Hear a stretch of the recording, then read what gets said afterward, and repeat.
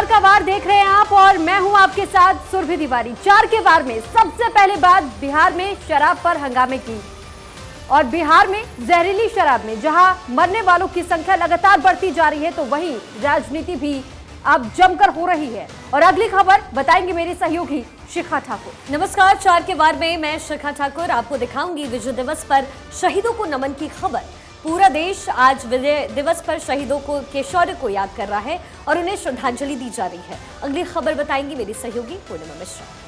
नमस्कार। विजय दिवस पर शहीदों को श्रद्धांजलि के बाद चार के वार में बात तमाम मुद्दे पर हो रही और देश में चल रही उस पर सियासत की होगी। दुनिया में भले ही भारत का डंका बज रहा है लेकिन देश में तमाम मुद्दे पर सियासत जोरों पर है। विपक्षी दल तमाम मसले पर सदन में चर्चा की मांग कर रहे हैं। और अगली खबर आपको बताएंगी मेरी सहयोगी करिश्मा सचदेव। नमस्कार, चार की वार में आपका बहुत स्वागत है। मैं आपको दिखाऊंगी इसमें कि टीचर की सनक। आखिर दिल्ली में एक टीचर ने एक मासूम बच्ची को पहले तो मारा, फिर छत से उसे फेंक दिया। इस खबर पर आगे पूरी डिटेल्स आप तक हम पहुंचाएंगे। तो आइए चार की वार की शुरुआत करते हैं और सबसे पहली खबर आपको बताएंगी सुर्खी। तो बिहार विधानसभा के शीतकालीन सत्र के चौथे दिन भी शराब से मौत पर जोरदार हंगामा हुआ और सदन में विपक्ष का गुस्सा इस कदर फूटा कि उन्होंने कुर्सियों तक हाथों में उठा ली।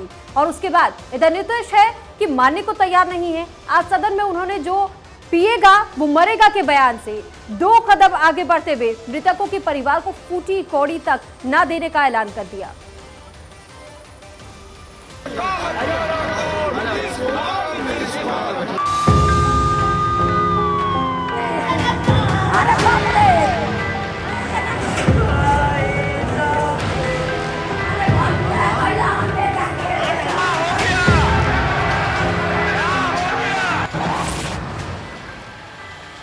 सड़क से सदन तक संग्राम।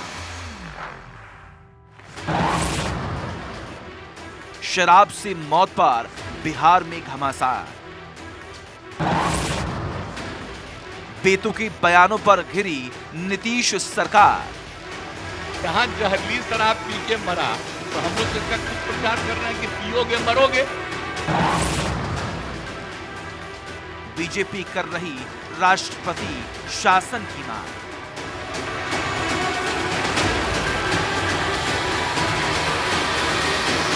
बिहार की सियासत में जहरीली शराब के मुद्दे पर हंगामा लगातार बरपा हुआ है। शराब कांड को लेकर विपक्ष लगातार महागठबंधन सरकार पर हमलावर है। शीतकालीन सत्र के चौथे दिन सदन की कार्यवाही शुरू होते ही विपक्ष ने हंगामा करना शुरू कर दिया। हालत ये रहे कि विधानसभा में उप मुख्यमंत्री तेजस्वी यादव अभिभाषण देते रहे और विपक्ष हंगामा करता रहा। विपक्षी विधायकों का गुस्सा कुछ इस कदर फूटा कि वो हाथ में कुर्सी तक उठाते नजर आए। इधर नीतीश कुमार दूसरे दिन भी अपने जो पिएगा वो मरेगा वाले बयान पर कायम है। नीतीश ने सदन में कहा कि मैंने जो कुछ कहा सही कहा, मेरे बयान को गलत तरीके से पेश किया गया। नीतीश यही नहीं रुके, कल के बयान से एक कदम आगे बढ़ते हुए नीतीश ने ये तक कह दिया कि दारू पीकर मरेंगे तो क्या सरकार मुआवजा देगी? शराब से मौत पर सरकार एक पैसा नहीं देगी। अब बिहार में, अरे तब तो बिहार में हर जगह कहेंगे देखो मरा, दारू पिया तो मरा, मत पियो मरोगे। इसका तो और ज्यादा हम प्रचार करवाएंगे। तो दारू पी के मर जाएगा तो उसको हम लोग कंपनसेशन देंगे? सवाल ही नहीं पैदा होता, ये कभी मत सोचिए। और नहीं, अगर यही करना है तो सब मिलके तय कर लीजिए। खूब कहिए कि शराब पियो, इसलिए ये सब बात ठीक नहीं है। पिएगा, गड़बड़ पिएगा, मरेगा। बात यह है कि यहां जहरीली शराब पी के मरा तो हम लोग तो इसका खूब प्रचार कर रहे हैं कि पियोगे मरोगे। अब उसी को दूसरे रूप में बता रहा है। और तब इस तरह से मरता है तो दूसरा जगह कहीं नहीं छापते हो। सदन के अंदर तो विपक्ष हमलावर है ही, सदन के बाहर भी हंगामा जोरों पर रहा। बीजेपी विधायकों ने राजभवन तक पैदल मार्च निकाला और राज्यपाल को ज्ञापन भी सौंपा। बीजेपी विधायक मुख्यमंत्री नीतीश कुमार के इस्तीफे और प्रदेश में राष्ट्रपति शासन की मांग कर रहे हैं। सैकड़ों लोग अभी तक मर चुके हैं और मुख्यमंत्री बेशरम की तरह हाउस चला रहे हैं। उधर लाशें जल रही है, इधर हाउस चलवा रहे हैं। माननीय गवर्नर साहब से हम लोग मांग करना चाह रहे हैं कि एक एक गरीब लोगों को मुआवजा मिले। मुख्यमंत्री माफी मांगे अपने बयान से कि जो शर्मनाक बयान दे रहे हैं मुख्यमंत्री, जो पिएगा सो मरेगा, इससे बड़ा शर्मनाक बयान नहीं हो सकता है। इधर बिहार में जहरीली शराब का मुद्दा लगातार गंभीर रूप लेता जा रहा है। छपरा में शराब से मरने वालों की संख्या बढ़कर 60 के पार हो गई। उधर सिवान में भी 5 लोगों की मौत हो गई। बेगूसराय में भी एक युवक की मौत हो गई और एक अन्य की हालत गंभीर है। बिहार में जहरीली शराब का मुद्दा सुप्रीम कोर्ट तक जा पहुंचा। पीड़ित परिवार ने मामले की एसआईटी जांच और मौत पर मुआवजे की मांग की। हालांकि सुप्रीम कोर्ट ने इस मामले में फौरन सुनवाई से इनकार कर दिया। सबसे पहले तो जो बिहार हूज ट्रेजेडी अभी हुई है, आज की जो रिपोर्ट आई है उसमें कम से कम लगभग 50 लोगों की डेथ ऑलरेडी हो चुकी है। सो इसी के लिए हम लोगों ने ये जो हूज ट्रेजेडी PIL है हम लोगों ने फाइल की है आर्यव्रत महासभा फाउंडेशन। हमने ये बोला है उसमें जो मांग की है हमारी याचिका में, हमने मांग ये किया है कि आप सबसे पहले तो इसमें एक SIT प्रोब बैठाइए, पूरे मामले की एक इंडिपेंडेंट इन्वेस्टिगेशन कीजिए। उसके साथ साथ जितने भी पीड़ित परिवार हैं उन पीड़ित परिवार के लिए आप कॉम्पनसेशन फिक्स कीजिए कुछ ना कुछ। और इसके साथ ही साथ हम लोगों ने जो Bihar prohibition and excise act है 2006 का, हमने उसको भी चैलेंज किया है इस याचिका के थ्रू। कड़कड़ाती ठंड के बीच बिहार का राजनीतिक पारा चढ़ा हुआ है। विपक्ष हमलावर है तो नीतीश है कि मानने को तैयार नहीं, तो दूसरी तरफ मरने वालों का आंकड़ा लगातार बढ़ता जा रहा है।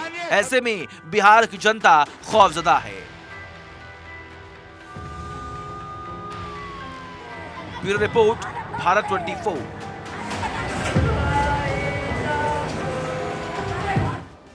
तो बिहार में शराबबंदी के बाद भी खुलेआम बिहार में जिस तरीके से शराब बिक रही है, लोगों तक पहुंच रही है, लोग मौत का शिकार भी हो रहे हैं। लेकिन सवाल यही कि आखिर इस पूरे मामले पर प्रशासन क्या कर रहा है। शिखा, बिल्कुल। और देखिए, बिहार में एक तरफ जहां जहरीली शराब की वजह से अब तक 60 से ज्यादा लोगों की मौत हो गई, वहीं इसी बीच मुजफ्फरपुर से पुलिस ने 1.5 करोड़ की शराब ट्रक के अंदर बने तहखाने से बरामद की है। ट्रक में मौजूद शराब समस्तीपुर में सप्लाई की जा रही थी। आपको बता दें, मनियारी थाना क्षेत्र के भुजंगी चौक के पास पुलिस ने शराब की बोतल से लदे ट्रक को पकड़ा है।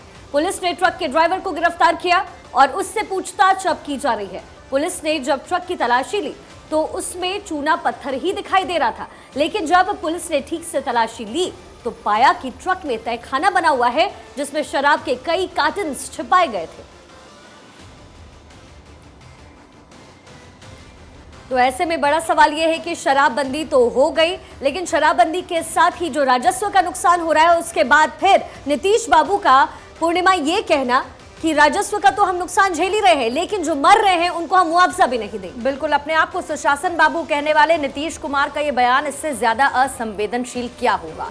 लेकिन इसी बीच बिहार शराब कांड में एक बड़ा खुलासा हुआ है। जब्त स्पिरिट थाने से गायब हो गई है और गायब स्पिरिट से ही जहरीली शराब बनाने का आरोप है। भारत 24 ने छपरा के उस पुलिस स्टेशन का भी जायजा लिया जहां से गायब हुई स्पिरिट के इस्तेमाल से जहरीली शराब बनाने की बात सामने आ रही है।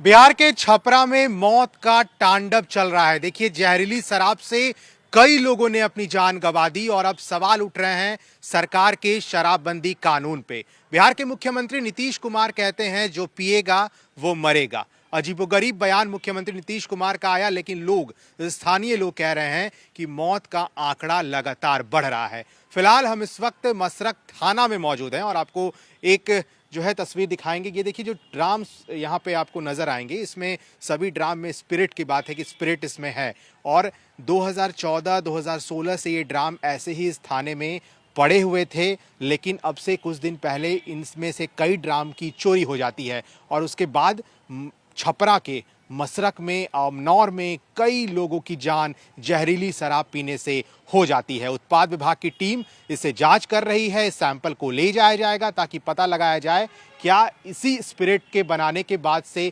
लोगों की जान गई है। उत्पाद विभाग के अधिकारी हमारे साथ जुड़ेंगे, हम उनसे बात करने की कोशिश करेंगे। फिलहाल यही वो ड्राम है जिसमें जो है स्पिरिट जो है, देखिए स्पिरिट जो है इसमें आपको अगर हम नज़दीक से दिखाएं, मेरे सहयोगी मृत्युंजय दिखाएं, तो इसमें किसी भी तरह की जो स्पिरिट की बात है वो नज़र नहीं आएगी। लेकिन कई ऐसे ड्राम हैं, देखिए खाली पड़ा ये ड्राम, लेकिन कई ऐसे ड्राम हैं जो चोरी हो जाती है। और आइए सीधा इस वक्त पटना का रुख करेंगे। अस्मित सिन्हा हमारे सहयोगी, जिनकी रिपोर्ट इस वक्त आप देख रहे थे, वो लाइव हमारे साथ जुड़ चुके हैं। अस्मित, आपकी एक्सक्लूसिव रिपोर्ट अभी आपने देखी, लेकिन इसी बीच में नीतीश कुमार का असंवेदनशील बयान, सरकार का असंवेदनशील रवैया और जिस थाने आप पहुंचे वहां से सबूत मिटाने की कोशिश नजर आई। बिल्कुल, देखिए जिस तरह से बिहार में जहरीली शराब का मामला बिहार विधानसभा के सदन से आगे जाकर के दिल्ली के सदन तक गूंज रहा है, वहां अब लगातार आंकड़े बढ़ रहे हैं। करीब 60 से ज़्यादा का आंकड़ा बताया जा रहा है। आप बात करें तो इसमें कई अहम खुलासे भी अब हो रहे हैं। जो स्थानीय लोग हैं, जो पीड़ित परिवार है, उनसे जब हमारी बातचीत हुई, उन्होंने कहा कि पुलिस हमें डरा रही है। ये कहा जा रहा है कि मत बताओ कि तुम जहरीली शराब से आपके किसी भी परिजन का जो है मृत्यु हुआ है, क्योंकि जो सरकारी मुआवजा है वो नहीं मिल पाएगा। इसके जगह पर यह कह दिया जाए कि ठंड से मौत हुई है। इसके साथ साथ पुलिस का जो केस है वो भी नहीं होगा, क्योंकि जहरीली शराब पीने वाले लोगों के ऊपर कई बार देखा गया है कि उनके ऊपर पुलिस का केस होता है, क्योंकि नीतीश कुमार इस कानून को लेकर के हमेशा ये कहते रहे हैं कि जो शराब पिएगा वो पकड़ाएगा और किसी भी तरह की छूट की इसमें कोई बात नहीं है। और देखिए एक बार फिर से इसको लेकर के पुलिस का ये कहा जा रहा है, वहां के स्थानीय लोग, पीड़ित परिवार ये लगातार कह रहा है कि हमें पुलिस डरा रही है, धमका रही है, जिसके कारण हम ठीक तरीके से अपना काम जो है पोस्टमार्टम भी कई जगह पर नहीं हुआ। रहिएगा आप हमारे साथ। तो इतना तो तय करिश्मा देखिए साफ तौर पर नजर आता है कि एक तरफ जहां पर शराब की बिक्री हो रही है, ऐसे राज्य में जहां पर शराबबंदी है, और उसको कवर अप करने की कोशिश कैसे हो रही है, अस्मित इसके लेकर जानकारी भी दे रहे हैं। बिल्कुल, और देखिए नीतीश सरकार पर इसको लेकर कई सवाल भी उठ रहे हैं। अश्मित लगातार मेरे साथ बने हुए हैं। अश्मित, ये बताएं कि अब तक इस पूरे मामले में कितनी कार्रवाई हुई है, सरकार की तरफ से क्या एक्शन लिए गए हैं, क्योंकि विपक्ष सुशासन बाबू के पूरी कार्यशैली पर सवाल उठा रहा है। क्या कुछ कार्रवाई अब तक?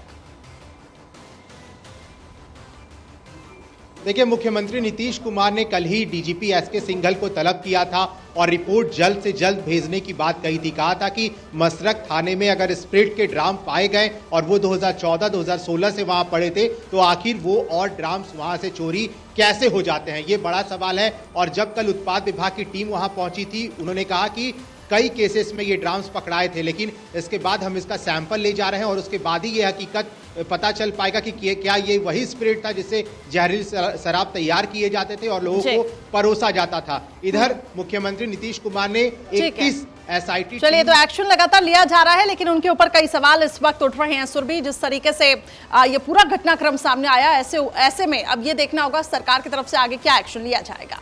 बिल्कुल, और इसी के साथ आगे बढ़ते हैं। और आज पूरा देश विजय दिवस मना रहा है। भारत के इतिहास में 1971 का वो दिन आज ही का दिन था जब भारत को जांबाज सैनिकों ने पाकिस्तानी सेना को युद्ध में धूल चटाई थी और पाकिस्तान के लगभग 93,000 सैनिकों ने भारतीय सेना के सामने आत्मसमर्पण किया था।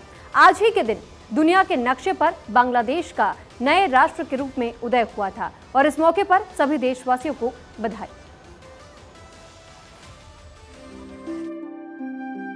शहीदों की चिताओं पर लगेंगे हर बरस मेले, वतन पर मर मिटने वालों का यही बाकी निशान होगा। हमारे जाबाज सैनिकों के सम्मान में ये दो ऐसी पंक्तियां हैं जो हमें जोश के साथ ही शहीदों के प्रति श्रद्धा भाव से हमारे हृदय को भर देता है। हर भारतीय शहीदों के सम्मान में सिर झुका देता है।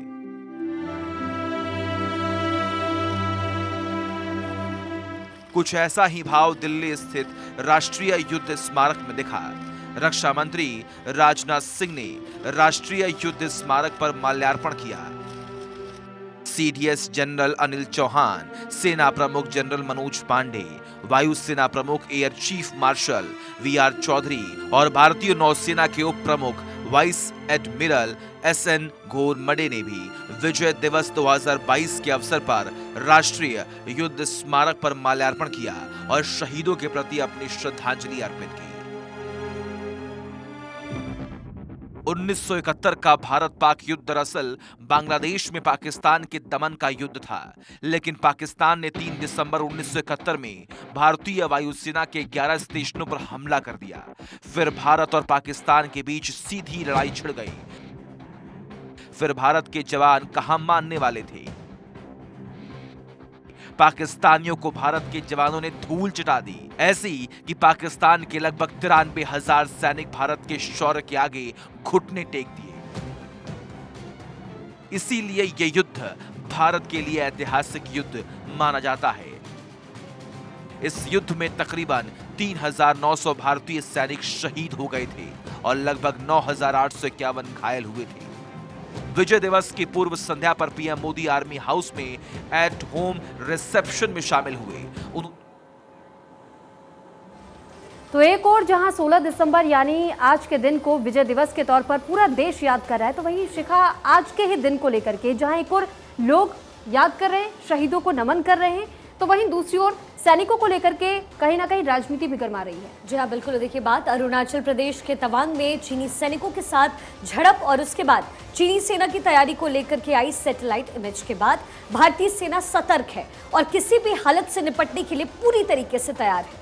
उधर कांग्रेस अध्यक्ष मल्लिकार्जुन खड़गे ने तवांग मामले पर चर्चा की मांग की। देखिए ये खास रिपोर्ट।